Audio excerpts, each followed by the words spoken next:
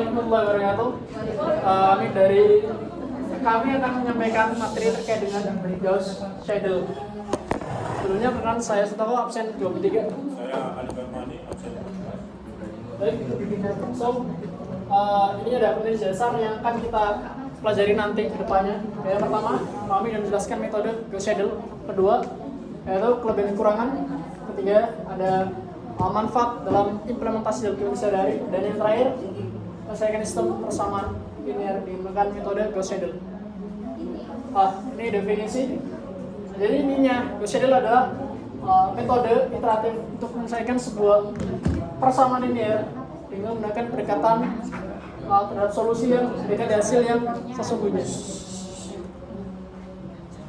Menurut sejarah, garis besarnya Gauss-Seidel ini ditemukan pada abad ke-19 oleh Philipp Ludwig von Seidel di Jerman, lebih tepatnya pada tahun 1874.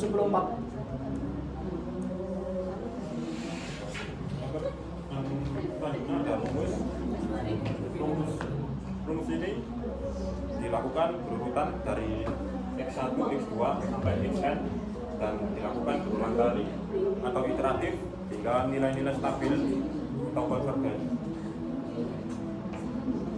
Yang selanjutnya ada contoh soal dengan asumsi awal X0, Y0, Z0 dilakukan proses iterasi pertama, hitung X baru, maka akan menghasilkan 1,75 dan menggunakan X untuk menghitung Y, menggunakan X dan Y untuk menghitung Z. Hasilnya akan menunjukkan bahwa metode iterasi dapat digunakan untuk mendekati solusi dan sistem persamaan. Ini adalah contoh hasil Excel. Pada iterasi 1, kolom X merumuskan 0, 7 ditambah 0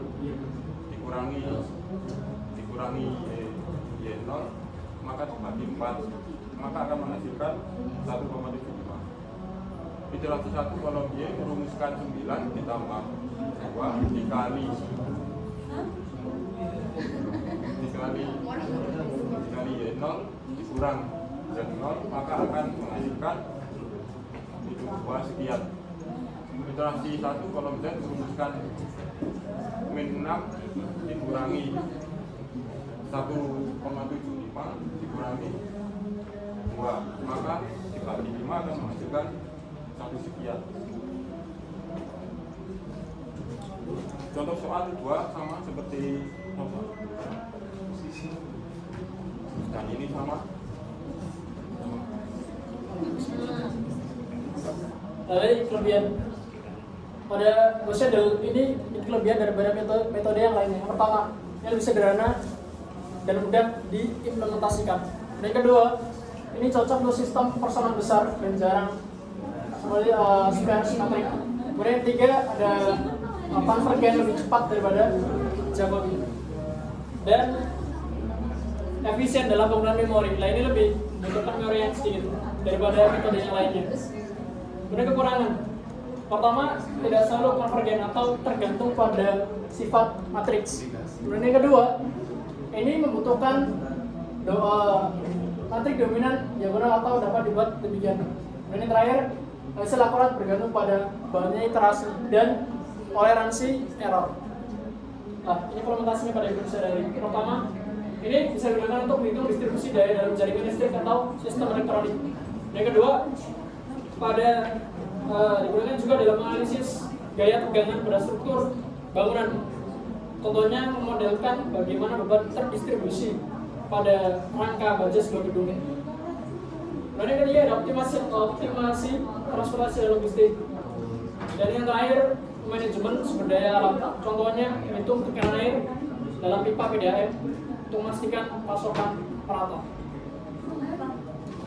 Dan terakhir kesimpulan, metode Gauss-Seidel adalah teknik iteratif untuk menyelesaikan sistem persamaan linear.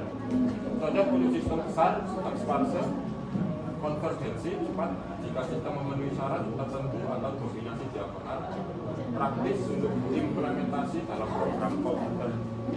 Oke, sebelum kami tutup, apakah ada yang ditanyakan? Cukup? Gak ada yang ditanyakan? Cukup. Oke, bila tidak ada yang dipertanyakan, sekian dari kami. Kurang lebih mohon maaf. Assalamualaikum warahmatullahi wabarakatuh.